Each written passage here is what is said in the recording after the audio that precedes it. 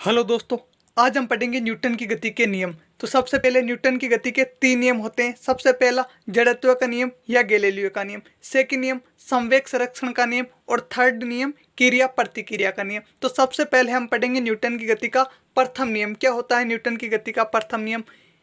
यदि कोई वस्तु विराम अवस्था में है तो वह विराम अवस्था में ही होगी, अर्थात यदि कोई वस्तु गतिशील अवस्था में है तो वह गतिशील अवस्था में ही होगी जब तक उस पर कोई बाह्य बल कार्य ना करे। क्या होता है न्यूटन की गति का प्रथम नियम? कि यदि कोई वस्तु स्थिर अवस्था में है तो वह स्थिर अवस्था में होगी, अर्थात यदि कोई वस्तु गति कर रही है तो वह गति ही करेगी जब तक उस पर कोई बाह्य बल कार्य ना करे।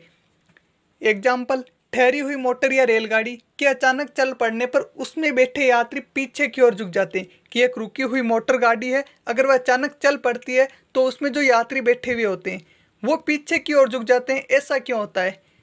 क्योंकि जो हमारे शरीर का नीचे का हिस्सा होता है ना, जो पैर होते हैं ना, वो तो गाड़ी को स्पर्श करके रखते हैं, जिसके कारण गाड़ी चलने पर उसके साथ में चल पड़ते हैं। लेकिन जो ऊपरी हिस्सा होता है वो अचानक गति नहीं कर पाता है, वो विराम अवस्था में होता है जड़त्व के कारण, जिसके कारण वो पीछे की ओर झुक जाता है।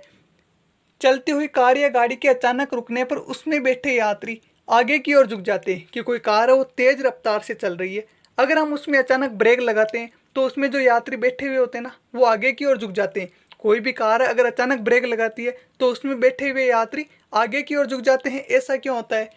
क्योंकि जो हमारे शरीर का नीचे का हिस्सा होता है, अभी बताया था, जो पैर होते हैं वो तो गाड़ी रुकते ही अचानक स्थिर हो जाते हैं, लेकिन शरीर अचानक जड़त्व के कारण विराम अवस्था में नहीं आ पाता है, गति करता है, जिसके कारण आगे की ओर झुक जाते हैं।